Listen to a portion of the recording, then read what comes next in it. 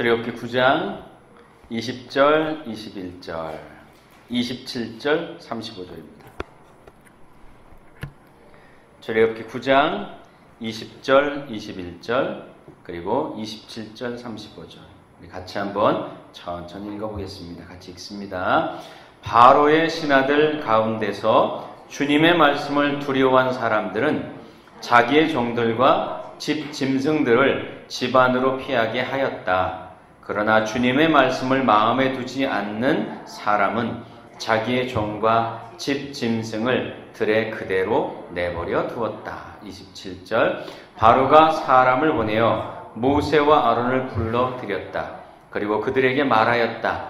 이번에는 내가 죄를 지었다. 주께서 오르셨고 나와 나의 백성이 옳지 못하였다. 35절. 주님께서 모세를 시켜 말씀하신 대로 바로는 고집을 부리며 이스라엘 자손을 내보내지 않았다. 아멘. 오늘 말씀 제목 같이 한번 읽도록 하겠습니다. 같이 읽습니다. 시작. 바로처럼 신하처럼. 네. 바로처럼 신하처럼. 제목을 그렇게 한번 잡아보았습니다. 출애굽기 9장은 세 가지의 재앙이 기록되어 있습니다. 5번째 가축 죽음, 6번째 악성 종기, 7번째 우박, 이렇게 됩니다. 그래서 10가지 재앙을 피계 이파, 가종, 우매 암장 이렇게 외웁니다. 피계 이파, 피 개구리 이파리, 가종, 가축 종기, 그리고 우매, 우박, 메뚜기, 암, 어둠, 장자의 죽음. 피계이파, 가종, 우매, 암장. 그럼 따라해 보시죠. 피계이파, 가종, 우매, 암장. 예, 이렇게 10개 재앙입니다. 9장에 5번째 재앙, 집짐승의 죽음이고요. 6번째, 피부병 전염이 나왔고, 7번째, 우박 재앙이 이렇게 나왔습니다. 그런데 이 세 가지의 재앙이 한꺼번에 순차적으로 왔죠. 이 9장의 핵심 키워드가 무엇일까 제가 좀 생각을 해봤습니다. 읽으면서 여러분도 성경을 읽을 때 과연 이 장의 핵심 키워드는 무엇일까 한번 생각하면서 읽으면 좋을 것 같습니다. 그리고 가장 중요한 것은 성경의 주인공은 하나님이시라는 것을 잊지 않았으면 좋겠습니다. 그래서 우리가 때로는 바로를 이야기하고 때로는 다윗, 야곱, 사람에 대해서 얼마든지 이야기하지만 잊지 말아야 될 것. 그들의 이야기 속에 주인공은 하나님이다라는 것. 그래야지 우리의 설교가 어떤 한 사람의 어떤 행동, 어떤 한 사람의 실수, 그것에 그냥 하나님의 교훈을 전부 몰아서 이렇게 해야 합니다 라고 가게 되면 어떻게 보면 주인공인 하나님을 빼놓고 조금 다른 이야기를 하게 되는 경우가 생기는 겁니다.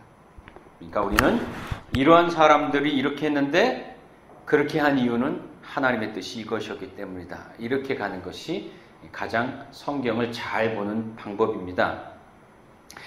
핵심 키워드는 완악했다와 구별했답니다. 완악했다와 구별했다. 완악했다라는 것은 바로를 상징하겠죠. 그렇죠? 그리고 또 바로에게 뜻을 같이 했던 바로의 신하들, 그들이 완악했습니다. 그 결과로 세 가지의 재앙이 더 오게 된 겁니다. 또 앞으로 또 오게 될 겁니다. 그 결과 어떤 일이 9장에 기록됐느냐? 그 종을, 그러니까 종이라고 얘기한 여기는 그 짐승의 종, 말, 소, 양, 이런 거. 3절을 보니까 나귀, 낙타, 소, 양떼 이런 것들이 무서운 병이 들었다 이렇게 되어 있습니다. 그러니까 그 종류를 거론한 모든 가축에게 재앙이 임해서 다 죽었다 그렇게 되어 있습니다. 그것을 왜 기억해야 되냐면 뒷부분에 보면 또 집짐승이 또 악성 종기가 일어났다 이런 말이 나와요. 다 죽었는데 또 무슨 종기가 나? 그렇게 생각할 수 있습니다. 그러니까 분명하게 딱 지명해서 얘기한 것들이 죽었고 그거 외에 또 다른 것들이 또 악성 종기가 생기고 또 죽고 그 다음에 또 남은 것들이 또 그리고 채소들이 또 죽고 이렇게 되는 겁니다. 그래서 완악했다의 결과가 이제 다 죽어가고 이제 심판을 받게 된 거죠. 그런데 우리가 이 출애굽기 말씀을 보면서 항상 머릿속에 함께 연관되어서 떠오르는 것이 뭐냐면 요한계시록입니다. 요한계시록. 제가 그렇게 얘기했죠. 출애굽기 10재앙이 요한계시록의 그림자라고 그렇게 말씀을 드렸습니다. 요한계시록과 맥을 같이 하는데 어떻게 그 맥이 같아지냐? 점진적입니다. 10가지 재앙은 계속해서 점진적으로 갑니다. 그리고 확장됩니다. 심판이 이렇게 확장이 되어져 갑니다. 그렇죠? 요한계시록도 심판이 이렇게 나옵니다. 인나대, 인나팔, 대접심판 이렇게 세 가지로 나옵니다. 근데 우리나라는 이 세대주의 종말론이라고 하는 영향을 많이 받아서 요한계시록을 해석을 많이 했습니다. 그래서 이단이 좀 많이 나와요. 거기에서 지금 지구상에 그리고 기독교 역사 속에 있는 모든 이단이 거기에서 다 나왔습니다. 그래서 그들이 보는 요한계시록의 해석법은 시간순입니다. 인 떼는 거, 그 심판이 끝나면 그 다음 나팔 심판 나오고 나팔 심판 끝나면 또 대접 심판 나오고 이 순서대로 이렇게 간다는 겁니다. 아마 여러분도 그렇게 알고 있을 겁니다. 그러나 대부분의 복음주의 신학자들은 그렇게 보지 않습니다. 그것은 순서순이 아니라 똑같은 한 가지의 재앙을 3번을 바꿔서 설명해 주는 것이라고 그렇게 얘기합니다. 그래서 그 다음에 나팔, 대접 이것을 3번 따로따로로 보지 않는다는 거죠. 희한하죠? 이상하게 생각이 되죠? 그런데 이것의 특징은 무엇이냐? 그 심판이 이 출애굽기의 그 재앙처럼 점진적이고 그리고 확정된다는 겁니다. 처음에는 3분의 1 죽고 그 다음에 절반 죽고 그 다음에 대접 심판 때는 전부 다 막 심판을 받고 이렇게 심판이 점진적으로 확장되어져 간다. 그런 특징을 가지고 있어요. 그리고 아니 어떻게 또 그게 똑같은 것을 3번을 이렇게 다른 면으로 이렇게 옆에서 보고 앞에서 보고 뒤에서 보고 한 것처럼 그렇게 설명한 것을 어떻게 알 수 있느냐? 요셉이 그 애굽에서 가뭄이 들었을 때 꿈을 꿨죠. 처음에는 막 그 이삭이 나와가지고 그게 막 잡아먹는 꿈이지 않습니까? 그리고 딱 깨가지고 요셉이 꾼 게 아니라 그 왕이 꿨죠. 그 다음에 또 꿈을 꿨는데 아주 살찐 소들이 나왔는데 그 다음에 흉측한 소들이 나와서 그걸 다 또 잡아먹습니다. 이것 때문에 이게 무슨 꿈인가 하고선 고민을 하지 않습니까? 그것을 이제 해석을 해주게 되는 거죠.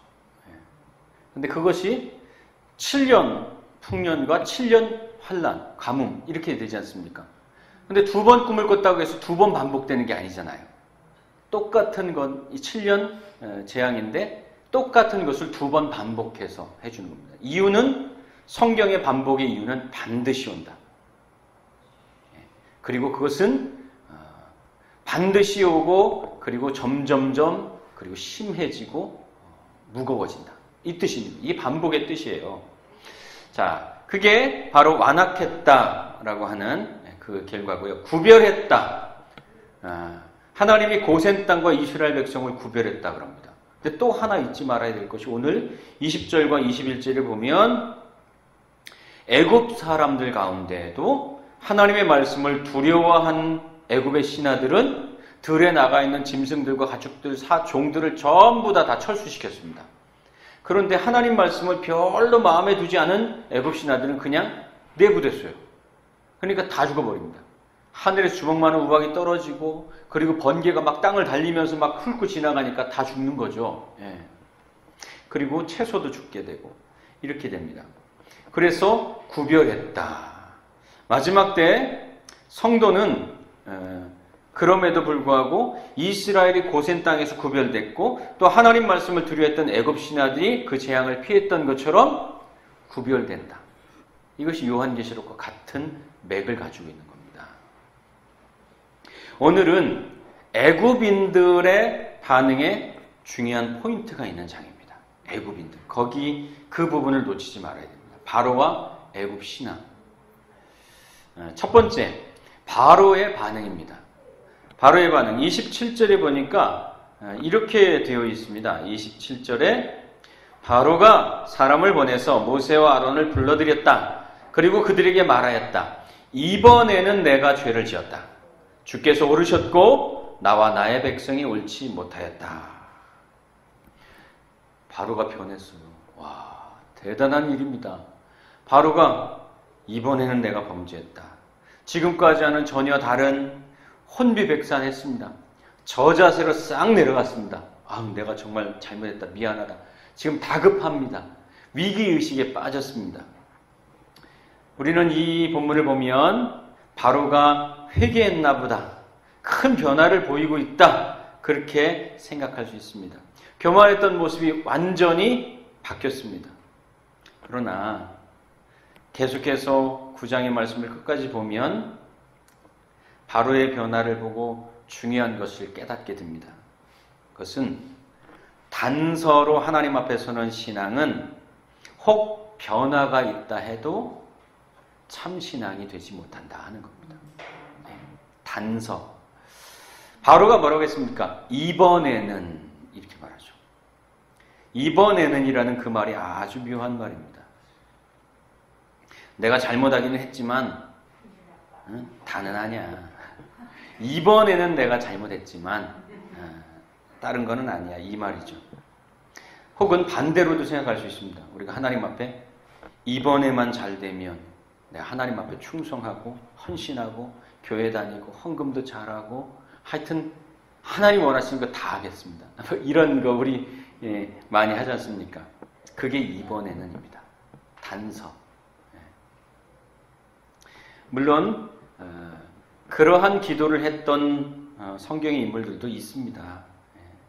야곱이 쫓겨갔을 때 하나님 나를 안전하게 돌아오게 해주시면 그렇게 말하죠.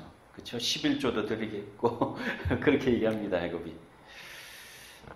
그런데 이 신앙의 특징은 인격적인 관계성으로 유지되는 것이 아니에요. 조건으로 유지되는 겁니다. 이게 참 잘 이해하거나 아니면 구별하기 쉽지 않지만 중요한 겁니다. 인격적인 관계성으로가 아니라 조건으로 유지되는 것, 즉 거래로 유지되는 관계라는 겁니다. 거래.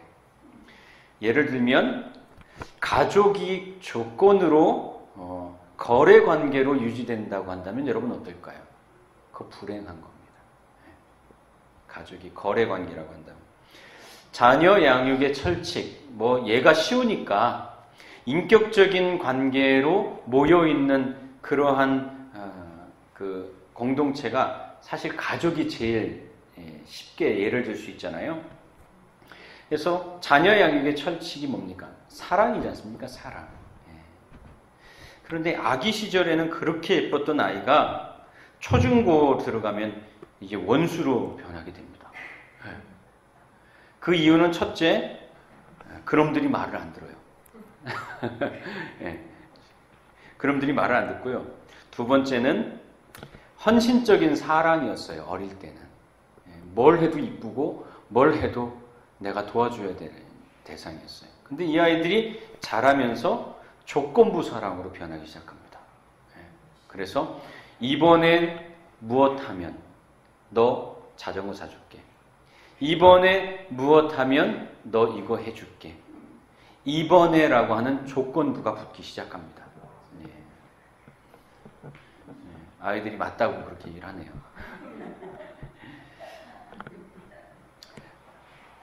이것이 불행한 거죠, 사실은. 그리고 우리는 그렇게 하다 보면 잘하는 것, 물론 그게 필요할 때도 있지만 더 큰 사랑이라고 하는 전제가 희석되기도 합니다.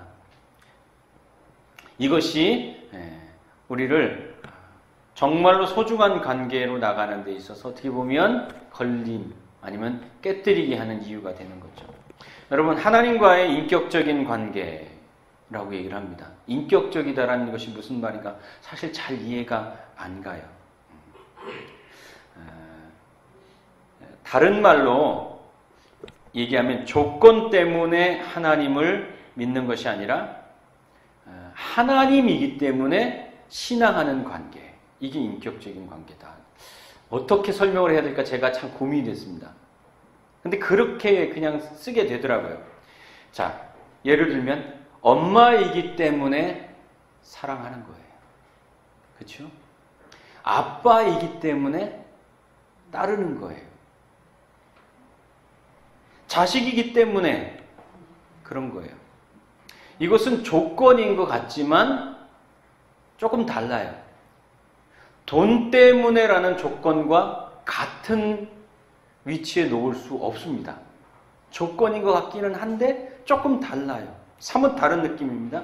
그 이유는 뭐냐? 하나는 인격적인 관계이고 다른 하나는 그냥 조건이기 때문에 그렇습니다. 남이라면 안 되는 건데 부모이기 때문에 자식이기 때문에 당연히 해야 되는 것, 그런 것들이 있잖아요. 그런 것들. 마찬가지로 이해할 수 없는 모든 것을 그냥 치렁치렁 달고 있어요. 이해가 안 가는 거예요. 하나님이.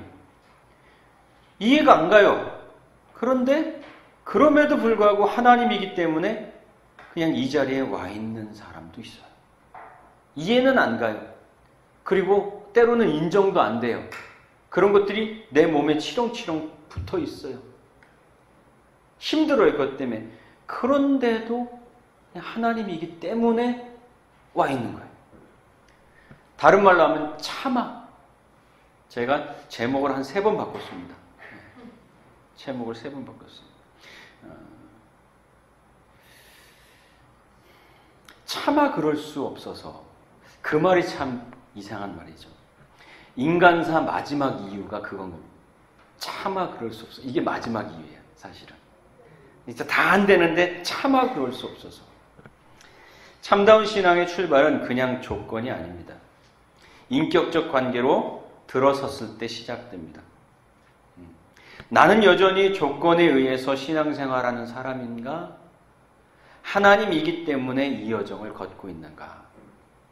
때로는 완전히 신뢰가 되어서 그분을 사랑하면서 가지만 어느 때는 차마 하나님을 부인할 수 없어서 따라오는 경우도 있습니다. 그게 인격적이에요. 때로는 믿음이라고도 얘기합니다. 뒤에 설명을 좀 하면 하겠습니다. 참다운 신앙의 출발은 그냥 조건이 아니에요. 인격적 관계로 들어섰을 때 시작이 되는 거예요. 나는 여전히 조건으로 신앙생활하느냐 아니면 하나님이기 때문에 이 여정을 걷고 있느냐. 바로의 모습을 보면 알 수 있습니다. 바로는 지금 하나님과 인격적인 관계가 아니에요. 그냥 조건이에요. 조건. 바로와 모세의 가장 큰 차이는 뭐냐? 바로 이겁니다. 28절에 보니까 여호와께 구하여 그치게 하라. 또 이렇게 얘기를 합니다. 참 이상하죠? 그냥 바로가 스스로 하나님께 구하면 되지 않을까요? 하나님 제가 잘못했습니다. 이번에든 저번에든 하여튼 내가 잘못했습니다. 그러니 이 우박을 이 재앙을 좀 지나가게 해주십시오. 라고 직접 구해도 충분할 겁니다. 근데 굳이 모세를 불러가지고 야, 네가 하나님께 구해라. 이렇게 얘기합니다. 그러니까 바로는 스스로 하나님께 구할 수 없는 자리에 있는 사람인 거예요. 인격적이지 않은 거예요. 근데 모세는 하나님께 직접 구합니다. 조건으로 하나님 앞에 서는 자와 인격적 관계, 다른 말로 얘기하면 믿음으로 선다 이렇게도 얘기를 합니다. 하나님 앞에 서는 자의 모습이 이렇게 다릅니다. 여러분 믿음이라는 단어를 우리는 오해합니다. 이것을 이루어질 줄 믿습니다. 저것을 해줄 줄 믿습니다. 이렇게 이걸 믿음이라고 생각합니다. 그것도 믿음일 때도 있어요. 근데 그건 부차적인 거예요. 더 중요한 믿음의 정의는 관계적인 단어로 해석하는 거예요. 즉, 그 말은 하나님은 어떤 조건 때문이 아니라 하나님은 믿을 만한 분이야. 난 그분을 믿고 있어. 내가 엄마를 믿는 것처럼, 내가 아빠를 믿는 것처럼 하나님도 믿는 거예요. 그게 인격적인 관계로 나아가는 거예요. 여러분은 조건에 맞지 않으면 인정할 수 없고 스스로 구할 수 없는 바로로 살아갑니까? 아니면 이해할 수 없고 여전히 화가 나고 여전히 서운하고 여전히 불편하지만 그럼에도 불구하고 차마 돌아설 수 없는 모세로 살아가고 있습니까? 여러분, 모세도 그렇게 믿음 충만해서 하나님 따라온 게 아닙니다. 막 하나님한테 막 불평하고 왜 나를 여기 불러가지고 뭐 때문에 나를 불러가지고 왜 하필이면 나냐고 이러면서 불만하고 있어요. 그러나 차마 하나님 앞에 돌아서지 않고 있죠. 두 번째, 하나님이 하신 말과 같이 바로와 신하가 완강해졌다. 35절에 보니까 주님께서 모세를 시켜 말씀하신 대로 바로는 고집을 버리며 이스라엘 자손을 내보내지 않았다. 그렇게 말합니다. 근데요, 성경 읽다가 출애굽기에 특별히 당황스러운 설명이 하나 있어요. 하나님이 바로의 마음을 완악하게 했다. 그렇게 얘기합니다. 그러면은 하나님이 책임이 있는 거 아니야? 그렇잖아요. 바로의 마음을 하나님이 충동질을 한 거잖아요. 반대로 생각해 보면 이럴 것 같습니다. 정말 바로는 그런 마음이 하나도 없는 백지 같았을까? 정말 이스라엘 백성을 너무너무 사랑해서 나는 절대 내보낼 수 없어요. 그런 것이었을까? 정말 잘해주려고 했었는데 괴롭힐 마음이 눈꼽만큼도 없었는데 하나님이 괴롭혀라 하고 그 충동질해가지고 바로가 이스라엘 백성을 괴롭혔던 것일까? 아마 쉽게 동의되지 않을 겁니다. 그리고 사실도 아닐 겁니다. 하나님이 바로의 마음을 완악하게 했다라는 정확한 해석은 바로의 그런 마음을 드러내셨다라고 해석하는 것이 가장 무난합니다. 없었는데 그런 마음을 하나님이 막 꾸역꾸역 집어넣어가지고 반발하게 만들었다. 그게 아니에요. 마음에도 없는데 그런 마음을 집어넣는 잘못 선택을 하게 하는 존재는 마귀예요. 신약에 보면 가룟 유다가 예수님 앞에 마지막 최후의 만찬을 할 때 예수님 빵을 딱 찍어줍니다. 그리고 그때 마귀가 가룟 유다의 마음에 들어가서 예수를 팔러 나가버리죠. 마귀가 그 마음에 확 들어오는 겁니다. 동의하지 않고. 그러나 요한계시록에 보면 하나님은 성령께서는 그 마음문을 두드리고 계신다 그랬습니다. 그게 인격성입니다. 때려 부셔가지고 박살을 내서 들어오는 것은 인격적인 것이 아니에요. 비인격적이라 그런 거예요.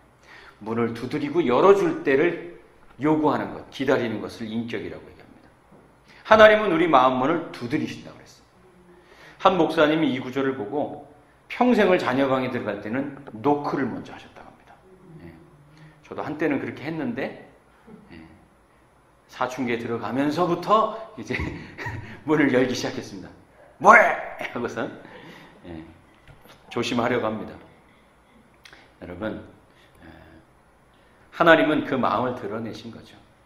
자, 두 번째, 또 다른 신하의 반응을 좀 한번 보겠습니다. 또 다른 신하. 바로 외에 또 다른 신하가 있었어요. 바로와 바로의 뜻에 같이 이렇게 동조했던 신하가 있었던가 하면 그렇지 않았던 신하도 있었다는 것이죠. 자, 주목해야 될 것이 20절입니다. 20절. 바로의 신하 가운데서 주님의 말씀을 두려워한 사람들은 자기의 종들과 집 짐승들을 집 안으로 피하게 하였다. 여러분, 바로의 신하 중에 우박의 재앙이 온다고 하니까 하나님을 두려워하여 그 재앙을 대비했던 사람들이 있었습니다. 반대로 그 말을 마음에 두지 않고 21절에 무시했던 신하들이 있었습니다. 21절, 그러나 주님의 말씀을 마음에 두지 않은 사람은 자기의 종과 집 짐승을 그 들에 그대로 내버려 두었다. 이렇게 얘기했습니다. 애굽의 신하들도 하나님 말씀 앞에 반응했던 사람들이 있었던 거죠. 세 번째, 또 하나 주목해야 될 것이 있습니다. 하나님이 모세에게 하신 말씀과 같았다. 35절. 그 말입니다. 35절. 세 번째. 하나님의 말씀과 같았다. 그렇지. 자, 35절 읽을게요. 주님께서 모세를 시켜 말씀하신 대로 바로는 고집을 부리며 이스라엘 자손을 내보내지 않았다. 그렇게 말합니다. 여러분, 하나님의 말씀은 잘 생각해 보세요. 바로에게도 심판하겠다고요. 모세에게도 심판하겠다이고 신하에게도 심판하겠다입니다. 똑같은 말입니다. 그런데 똑같이 들었는데 이 하나님의 말씀이 들은 사람에 따라 어떤 사람에게는 복, 즉 구원이 되고 어떤 사람에게는 화가 되었습니다. 심지어는 애굽 사람 가운데에도 어떤 사람은 그 재앙을 피했고 어떤 사람은 그 재앙을 그대로 다 맞았고 갈라졌습니다. 나뉘어졌다는 말이죠. 하나님 말씀은 누구에게나 똑같습니다. 그러나 그 말씀이 약속이 되는 사람이 있고 그 말씀이 불순종이 되는 사람이 있어요. 하나님은 오늘도 우리에게 동일하게 말씀하십니다.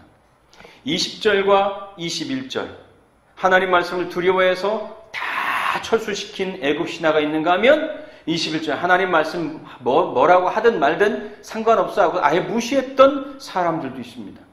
딱 갈라졌습니다. 차이는 한쪽은 말씀을 마음에 두었다라고 얘기하고 다른 한쪽은 무시했다. 그 차이입니다. 애굽인 중에도 하나님 말씀을 듣고 사는 자가 있었습니다. 이스라엘 백성만 산 것이 아니었어요. 하나님 말씀도 중요하지만 그 말씀을 받는 나도 중요한 겁니다. 오늘 결론입니다. 첫 번째, 하나님 앞에 단서로 서는 인생이 되지 말자. 해주면 혹은 안 해주면이 아니라 하나님이시기 때문에 그 모습을 보여줬던 사람이 있죠. 베드로. 베드로가 밤새 낚시를 하다가 그물질을 하다가 고기 한 마리도 못 잡았습니다. 그때 예수님이 와서 깊은 곳 가서 그물을 던져라. 그가 이렇게 말합니다. 내가 밤이 새도록 실패했지만 당신의 말을 의지해서 그물을 내려보겠습니다. 당신의 말을 의지해서. 이해는 안 가지만 당신을 신뢰하고 순종해 보겠습니다. 두 번째, 하나님 말씀은 누구에게나 같습니다. 그 말씀을 우리가 믿음으로 듣고 신뢰할 때만 순종이 되고 복이 됩니다. 그 말씀을 마음에 둔 애굽 신하들은 우박재앙을 피했습니다. 그러나 잠시 변한 것 같은 바로와 신하들은 결국 고집을 부리며 원래대로 갖고 재앙을 피하지 못합니다. 오늘 하나님 말씀합니다. 그 말씀을 듣고 바로처럼 거래하며 듣지 않는 삶이 아니라 그 종과 가축을 집으로 다 피하여 드린 신하들처럼 그 말씀에 순종하여 한 걸음씩 한 걸음씩 나간 모세처럼 그렇게 하나님 앞에서는 신앙인이 되라고 주님이 말씀하시는 겁니다. 때로는 참아라고 말할 수밖에 없는 때도 있지만 그럼에도 불구하고 여러분과 제가 그렇게 나가는 바로처럼이 아니라 신하처럼 때로는 한 걸음씩 걸어가는 믿음의 사람 되길 바랍니다. 기도하겠습니다.